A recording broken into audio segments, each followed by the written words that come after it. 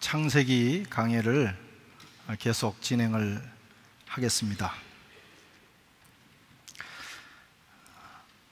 알렉산드리아로 가는 어느 마차가 있었습니다. 가는 중에 한 노파가 그 마차에 올라탔습니다. 마부가 물었습니다. 이 마차는 알렉산드리아로 가는데 당신은 도대체 누구요? 나는 메르스다. 물론 그때는 그렇게 대답을 안 했을 거예요. 나는 급성 전염병이다. 마부가 내리시오. 나는 당신을 알렉산드리아로 태워다 줄 수 없어. 내가 가서 딱 3명만 죽일게. 나를 태워다 주시오. 그러면서 칼을 주는 거예요. 내가 만약에 3명 이상을 죽이면 나를 이 칼로 죽여도 좋아. 그래서 마부가 이 노파를 알렉산드리아에 태워다 주었습니다. 며칠 후 전염병이 번지기 시작했어요. 3명만 죽은 것이 아니고 수많은 사람들이 죽어갑니다. 마부가 화가 나서 그 칼을 빼어들고 노파를 찾아 나섰습니다. 길에서 노파를 만났어요. 3명만 죽인다더니 이렇게 사람을 많이 죽이면 어떡하냐고 하면서 이제 공격을 하려고 하자 이 노파가 이렇게 대답을 했습니다. 나는 3명만 죽였어. 그런데 나머지는 급성 전염병이 돈다는 소식에 두려워서 놀래서 다 심장마비로 죽은 거야.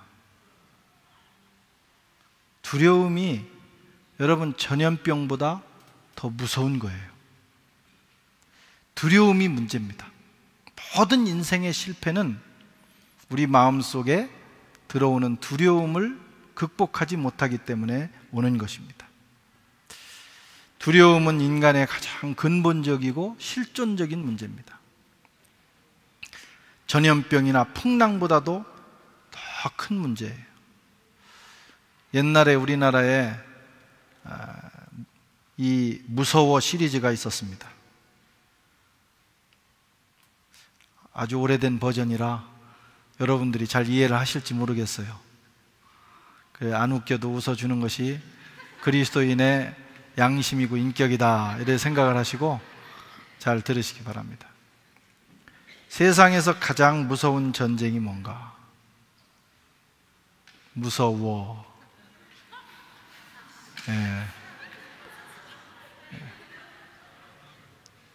전혀 안 웃기죠?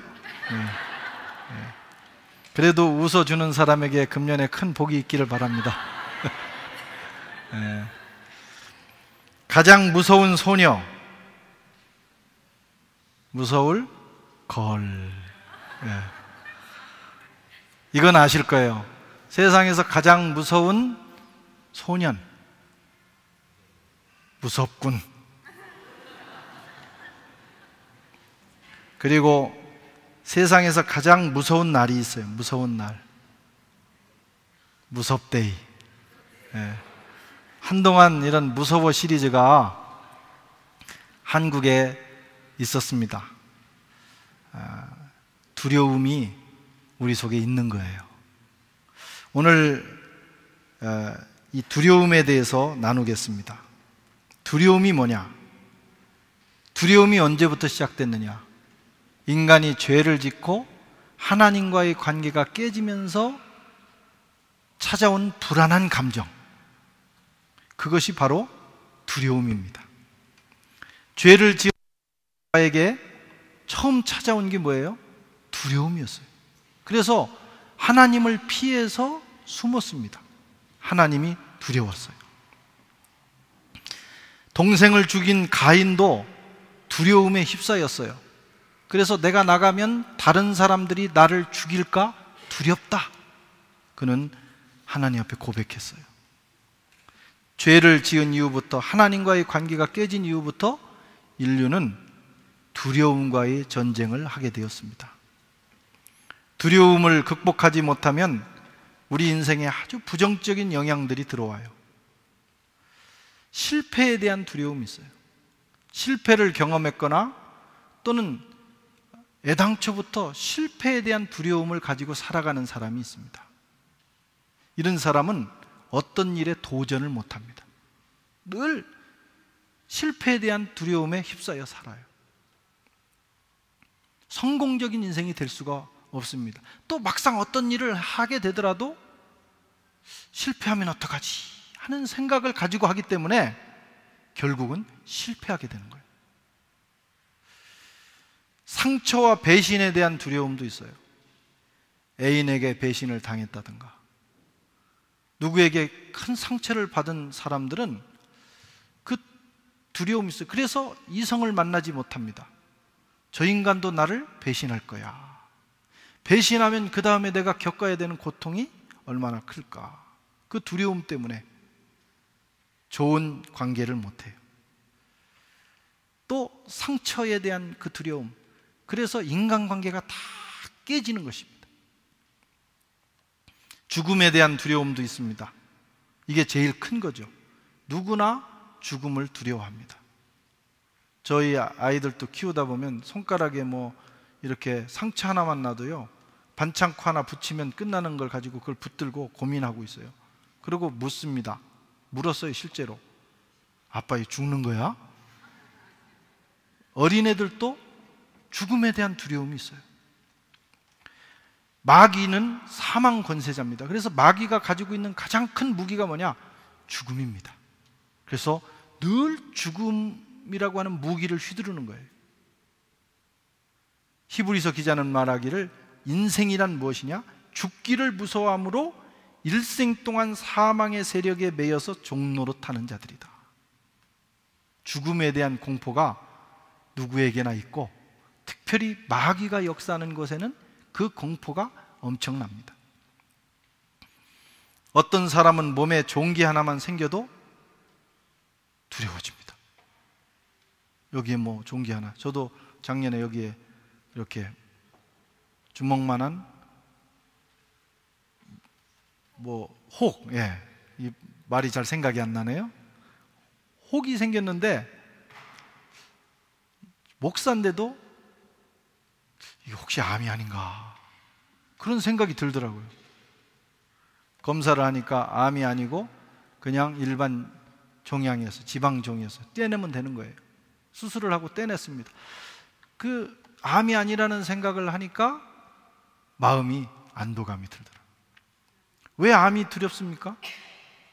죽으니까. 암 걸렸다고 다 죽는 건 아니에요. 그러나 확률이 좀 더 높다는 거예요. 그래서 암이 아닌가. 또 암에 걸리면 덜컹 마음이 내려앉고 두려워집니다. 두려워하면 암에게 지는 거예요. 암을 극복한 사람들의 특징은 암 판정을 받았을 때 담담하게 반응하는 사람이에요. 그 사람은 내면에서부터 암을 극복하기 시작하는 거예요.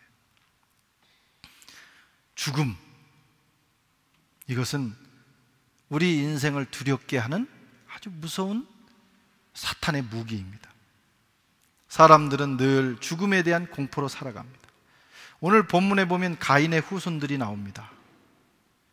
이 가인의 후손들의 모습을 16절에는 가인이 여호와 앞을 떠나서 에덴 동쪽 놋 땅에 거주하였더니 이렇게 말씀합니다. 가인의 후손들이 어떤 사람들이냐? 여호와 앞을 떠나서 살기 시작한 사람들. 하나님과의 관계가 깨지고 하나님 없이 삶을 살아가는 거예요. 그들에게 찾아온 부정적인 감정이 뭐냐? 두려움입니다. 가인이 두려워했던 것처럼 가인의 후손들이 이 두려움과 싸움을 시작했어요. 그래서 그걸 극복하기 위해서 많은 노력을 합니다. 그렇게 해서 만들어낸 것이 세속 문명입니다. 세속 문명을 근원적으로 파고 들어가면 그 원인이 뭐냐? 세속 문명을 발전시킨 원인이 뭐냐? 인간 속에 있는 근원적인 두려움과의 싸움이에요. 그걸 극복해 보기 위해서 한번 보시기 바랍니다. 가인을 한번 보십시오. 17절 말씀을 같이 읽어보겠습니다. 아내와 동침함에 그가 임신하여 에녹을 낳은지라.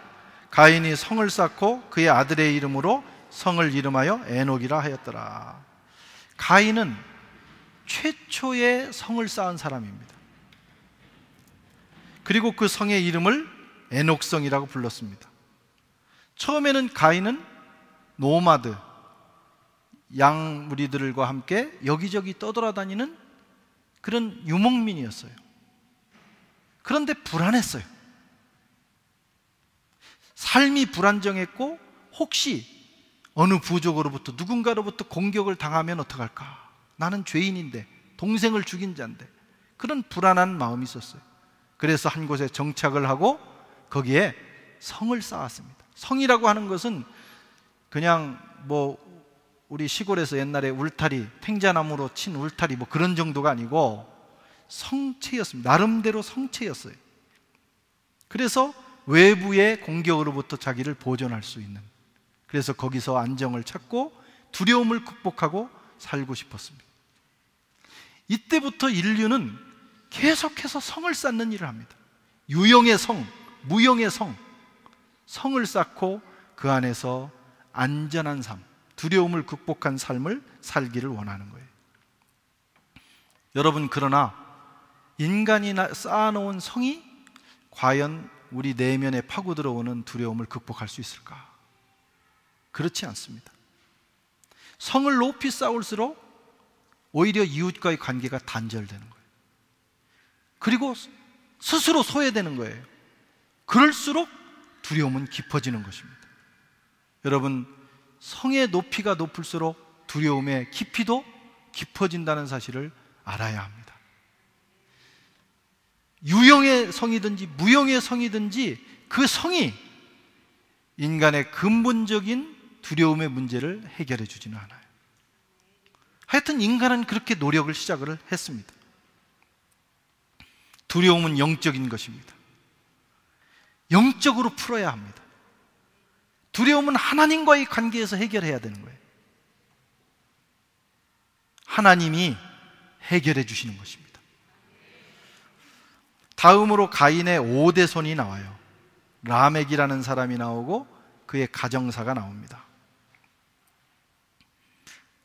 오늘 19절 말씀을 같이 읽어보겠습니다. 라멕이 두 아내를 맞이하였으니 하나의 이름은 아다요, 하나의 이름은 실라였더라. 라멕은 결혼을 했는데 두 여인과 결혼을 했어요. 이 고대 사회는 한 사람이 여러 사람과 결혼을 하기도 하고 첩을 두기도 하고 이렇게 살아갑니다. 능력 있는 사람이었어요.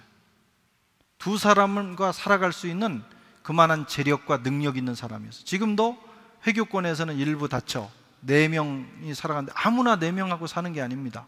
재력이 있어야 되고 능력이 있어야 돼요. 사실 라멕이라는 사람은 그 시대에 여러 가지 능력을 갖췄던 사람인 게 분명합니다. 뿐만 아니라 라멕은 아이들을 낳았는데 이 애들이 다 성공했어요. 당대의 최고의 전문성을 가진 성공한 인생들이었어요. 한번 보십시오. 20절에 야발이라는 사람이 나와요. 아다는 야발을 낳았으니 그는 장막에 거주하며 가축을 치는 자의 조상이 되었고, 그전에는 수렵 생활을 하면서 닥치는 대로 잡아서 먹는 그런 시대를 살았는데 정착민이 되고, 그리고 이 야생 동물들을 모아서 집에서 기르는 것입니다. 그래서 가축으로 만들고, 그리고 그냥 한두 마리를 그렇게 하는 것이 아니고 목축업을 시작을 한 거예요. 그렇게 하면서 상당한 부가 축적이 됐을 거예요. 양이 100마리, 1000마리 되면서 부가 축적이 된 것입니다. 재산 축적의 역사가 시작이 된 거예요. 당대에 재벌이 나온 것입니다. 오늘날 재벌하고는 비교할 수 없겠죠. 양 수십 마리 그래도 당대에는 재벌이었어요. 왜 그렇게 재산을 모을까? 여러 이유가 있지만 우리의 심리로 파고 들어가면 두려움을 극복하기 위한 것입니다. 여러분, 돈이 있으면 좀 든든하지 않습니까? 전혀 표정이 없으시네요. 여러분들은 돈을 초월한 분들입니까? 뭐 좋아할 것까지야. 어쨌든 은행에 돈이 좀 쌓여 있으면 마음이 든든해지는 게 사람이에요. 그리고 미래에 대한 두려움도 좀 감소가 됩니다. 그래서 재산을 축적하는 거예요. 유사이래로 이런 여러 가지 이유 때문에 사람들은 재산을 축적하게 되었습니다. 우리가 연금을 드는 것이나 보험을 드는 것, 이런 것들이 다 그런 이유예요. 요즘 한국에 가보니까 우리가 보험, 연금을 받을 때쯤 되면 국민연금이 거의 바닥이 난다 하는, 뭐 진짜인지 가짜인지는 모르겠지만 별로 유쾌하지 않은 얘기들이 돌아다녀요. 우리 목회자들은 또 이 교단 연금이 있는데 어른들이 하도 많이 받아가셔가지고 6천만 원 낸 분들이 지금까지 받아간 게 6억을 받아갔다는 거예요. 이 정책을 잘못한 거예요. 우리나라도 마찬가지고 전 세계가 그게 문제입니다. 그러니까 우리가 실제로 이제 노후가 되면 받을 게 없다라는 거예요. 그럴 가능성이 많다. 그러니까 노후에 대한 두려움이 찾아오는 거예요. 야, 이거 어떡하나. 미래가 준비 안 된 사람들 두렵습니다. 요즘은 100살까지 산다고 하잖아요. 100살이 축복이 아니잖아요. 100살까지 살 수 있는 준비가 돼 있으면 축복인데, 그래서 한국에서는 줄 잘못 쓰면 100살 산다는 거예요. 뭔 얘기인지 잘 모르겠어요? 100살 사는 게 축복이 아니라는 거예요. 준비되지 않은 미래. 그래서 80쯤 돼가지고 먹고 살 것이 없어서 길에 앉아야 되는 그런 미래에 대한 두려움이 있어요. 그래서 사람들은 어떻게든 모으고 어떻게든 쌓아놓고, 누가복음 19장에 보면 어느 부자가 나오는데 그 해는 소출이 많았어요. 그래서 곡간을 새로 짓고 가득 쌓아놓은 다음에 그리고 말하기를, 내 영혼아, 이제 많이 쌓아두었으니 평안히 쉬고 먹고 마시고 즐거워하자. 이렇게 한다고 그랬어요. 사람들이 그렇습니다. 미래에 대한, 또 언젠가 내가 아팠을 때 내가 치료받아야 되는 그런 일들, 여러 두려움 때문에 우리가 재산을 축적을 합니다. 그러나 그게 하나의 임시적인 방편은 될 수 있지만 정말 인간의 실존적인 두려움을 여러분, 물질이 완전히 해결해 줄 수 있을까요? 많이 쌓아본 사람들에게 물어보세요. 충분히 가지고 있는 분들에게 두렵지 않느냐고. 여전히 그들도 두렵습니다. 더 불행한 것은 더 이상 가질 게 없을 만큼 가진 분들이 일찍 죽는다는 거예요. 누려보지도 못하고 제대로 먹어보지도 못하고 가시는 분들이 너무 많아요. 그게 인생입니다. 그래서 이 물질이 우리의 미래를 보장할 것으로 생각하는 사람을 성경은 어리석은 자다, 어리석은 자야, 오늘 내가 내 영혼을 취하면 그것이 네 것이 되겠느냐, 그렇게 말씀합니다. 여러분, 물질이, 우리가 쌓아놓은 부가 우리의 미래에 어느 정도 도움은 되지만 결코 그것이 근원적인 문제 해결은 아니라고 하는 것입니다. 우리의 미래는 하나님 손에 있어요. 하나님은 위로부터도 오시지만 미래로부터도 오시는 미래의 하나님이십니다. 우리의 미래는 하나님 손에 있어요. 그분이 말씀합니다. 두려워하지 말라. 모세가, 여호수아가 이제 지도자가 되어 백성들을 이끌고 갈 때 미래가 보장된 게 없어요. 광야로 나가야 됩니다. 또 가나안 땅 여리고를 점령해야 됩니다. 두려운 미래였어요. 그때 하나님이 말씀합니다. 두려워하지 말라. 내가 함께 하겠다. 너희들의 미래는 내가 책임지겠다. 우리의 미래는 하나님 손에 있습니다. 하나님이 열어주시면 되는 거예요. 아멘. 그 하나님을 믿고 신뢰하는 사람은 두려움을 극복할 수 있어요. 오늘 그런 역사가 있기를 바랍니다. 유학생들 너무 걱정하지 마세요. 또 내가 잘 준비해서 좋은 디플롬 받았다고 너무 안심하지도 마세요. 그렇다고 열리는 것도 아니에요. 또 지금 조금 부족하다고 다 망하는 것도 아니에요. 하나님이 열어주시면 열립니다. 하나님이 돕지 않으시면 아무리 잘 될 것 같은 사람도 안 되는 수가 있어요. 그분 의지하고 나가면 되는 것이죠. 이제 새로운 학기가 시작되는데 하나님 붙들고 나가십시오. 그러면 앞으로 1년이라는 미래를 주님이 책임져 주십니다. 그 다음으로 아다에게서 난 유발이라는 사람이 나와요. 21절을 읽어보겠습니다. 그 아우의 이름은 유발이니 그는 수금과 퉁수를 잡은 자의 조상이 되었고. 돈을 많이 벌면 그 다음에 예술을 하고 싶어요. 근데 정말 놀라운 것은 이 람에게 아들 하나는 재벌이 되었고 한 아들은 당대의 탁월한 예술가가 되었습니다. 악기를 잡은 사람이 된 거예요. 예술은 우리 정신세계에 긍정적인 영향을 줍니다.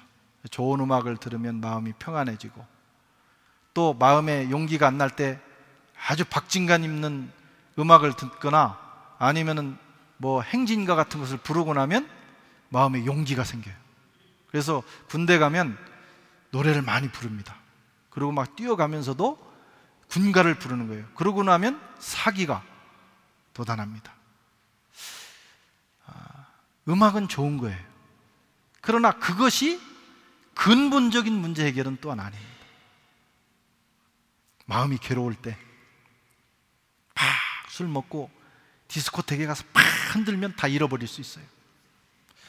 그렇다고 해서 문제가 해결되는 게 아니에요. 다시 그 시간이 끝나면 괴로워지고 두려워집니다. 좋은 음악 듣고 마음의 안정을 찾아도 그 음악 끝나고 나면 다시 두려워집니다. 사람들은 어쨌든 예술을 통해서 두려움을 극복하려고 했고 승화시켜 보려고 한 거예요. 그러나 그건 세속 문명일 뿐입니다. 그 다음에 두 번째 부인 실라에게서 난 두발가인이라는 사람이 나와요. 22절을 읽어보겠습니다. 실라는 두발가인을 낳았으니 그는 구리와 쇠로 여러 가지 기구를 만드는 자요 두발가인의 누이는 나아마였더라. 두발가인은 무기 제조업자가 됐어요. 누가 강한 자입니까? 무기를 가진 자가 강한 자예요. 그런데 여기 본문에 보면 구리와 쇠를 가졌다. 이게 청동기 시대와 철기 시대, 엄청난 혁명적인 변화입니다. 청동기 무기를 가졌다. 우리나라 고조선에 비파형 청동검이라는 거 있었는데 황제나 지도자들이 그거 하나 들고 천하를 호령하는 거예요. 다른 것은 게임이 안 됩니다. 그런데 이 두발가인은 청동검뿐만 아니라 철기 무기를 제조하는 사람이었어요. 그러니까 굉장한 능력을 가진 사람입니다. 왜 무기를 만듭니까? 자기를 보호하기 위해서 만드는 거예요. 이 무기를 가지면 누구도 공격할 수 없습니다. 인류는 그 이후부터 끝없이 무기를 만들어 왔어요. 원자폭탄을 만들고 수소폭탄을 만들고, 그러면 공격으로부터 자기를 보호할 수 있다고 믿었어요. 성능이 좋은 무기를 가진 사람이 강한 자고, 그런 사람은 안심하며 살 수 있다. 오늘 북한이 지금 막 전쟁 위협을 하고 난리를 치는데 저는 쭉 그걸 보면서 한참 웃었어요. 저렇게 난리를 치는 걸 보면 겁나게 겁을 먹었나 보다. 이 겁을 먹었기 때문에 핵을 만들려고 하고 무슨 일이 있어 핵을 가지려고 하고 또 저렇게 난리를 치는 겁니다. 김정일이 죽기 전에는 바로 그 말에는 테러나 또 미국이나 한국의 그 갑작스러운 공격으로 죽을까봐 잠자리를 옮겨 다니면서 잤다 하는 얘기가 있습니다. 두려움이에요. 그러니까 두려우니까 먼저 난리를 치기도 하는 것입니다.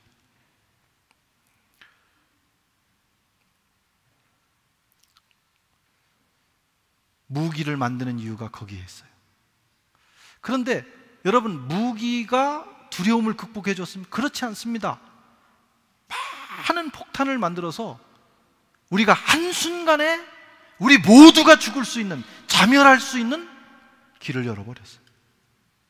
우리는 우리를 보호하기 위해서 만든 그 수많은 폭탄과 핵폭탄 때문에 스스로 자멸할 수도 있다는, 한순간에 한 또라이가 나와가지고 그래가지고 눌러버리면, 터져버리면 다 죽을 수밖에 없는 그런 시대를 살고 있어요.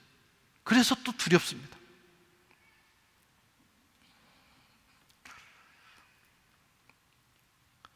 여러분, 강한 무기가 인생의 실존적인 문제를 해결하지 않습니다. 다시 라멕으로 돌아가 보겠습니다. 라멕은 이 정도면 성공한 사람이에요. 남부러울 것이 없어요. 자, 정착했죠. 가정을 일궜죠. 거기에 자식들이 다 잘 됐어요. 재벌이 나왔습니다. 예술가가 나왔습니다. 그리고 최고의 무기 전문가가 나왔습니다. 두려울 것도 없고 부러울 것도 없을 거 아닙니까? 그런데 오늘 본문을 보면 이상한 노래가 나와요. 23절에서 24절 같이 읽겠습니다. 라멕이 아내들에게 이르되 아다와 실라여 내 목소리를 들으라. 라멕의 아내들이여 내 말을 들으라. 나의 상처로 말미암아 내가 사람을 죽였고 나의 상함으로 말미암아 소년을 죽였도다. 가인을 위하여는 벌이 7배일진데 라멕을 위하여는 벌이 77배로다. 이 정도면 두려울 것 없는, 남부러울 것 없는 삶이 되어야 되는데 오늘 라멕은 자기 아들이 만들어준 칼을 높이 들고 이 노래를 부르는 거예요. 이 노래를 칼의 노래고 합니다. 칼을 들고 부르는 노래예요.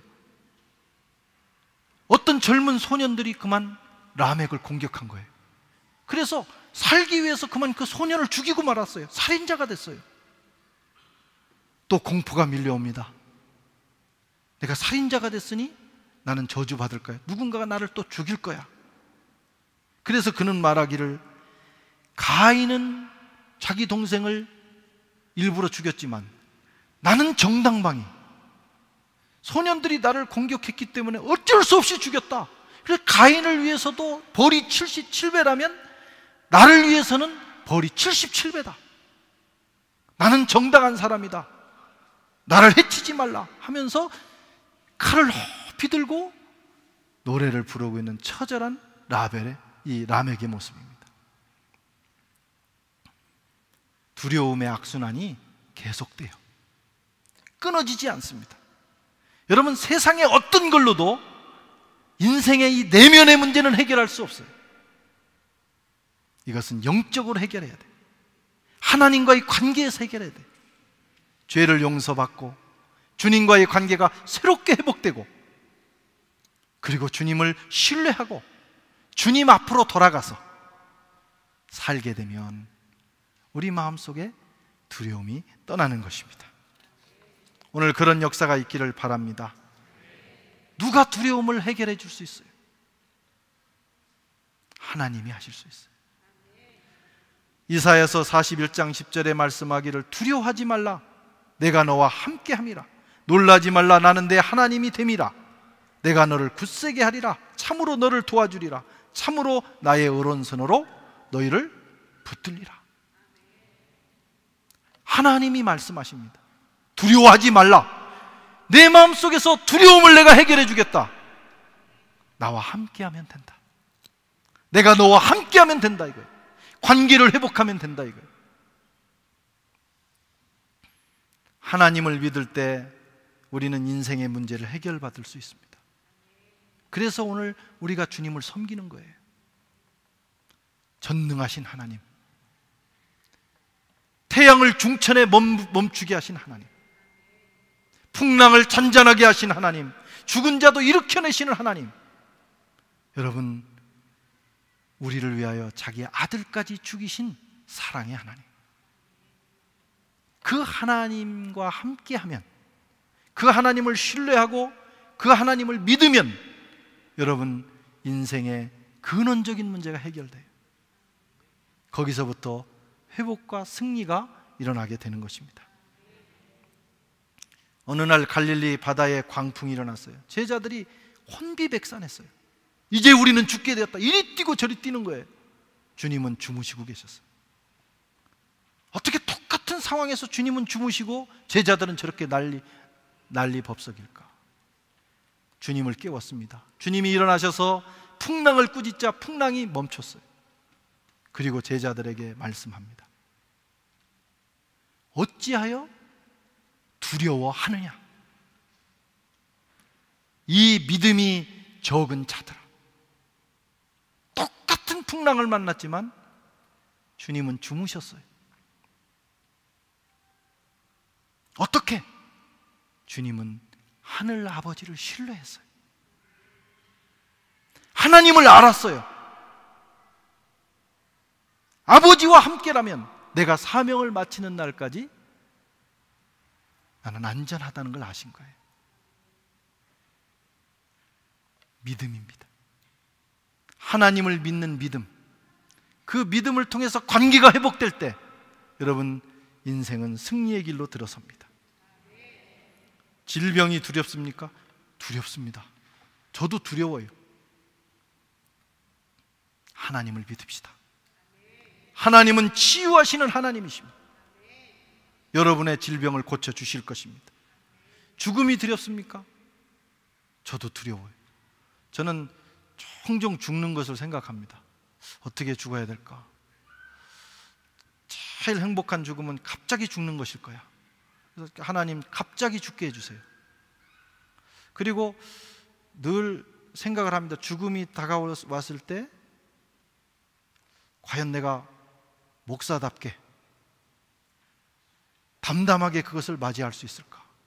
하나님 정말 그때 쪽팔리지 않도록 좀 그때 잘 좀 저기 해주세요. 실제 기도해요. 그때 막 이래 하면 여러분 얼마나 시험 들겠어요. 잘 이렇게 멋지게 그 순간을 맞이할 수 있도록. 두려워요 사실. 그 가보지 않은 미래의 세계를 간다는 거. 그러나 하나님을 자꾸 신뢰하면, 하나님을 바라보면 담대함이 생깁니다. 그분은 생명의 하나님이시잖아요. 영원한 생명으로 우리를 인도하시잖아요. 불확실한 미래가 두렵습니까? 하나님을 믿으세요. 하나님은 미래이십니다. 실패와 환난이 두렵습니까? 하나님을 믿어보세요. 그러면 하나님은 축복과 승리의 하나님으로 우리에게 역사하실 것입니다. 하나님을 믿는 믿음만이 여러분 승리의 열쇠입니다. 오늘 이 믿음을 가지고 또 새로운 한 해를 시작할 수 있기를 축원합니다.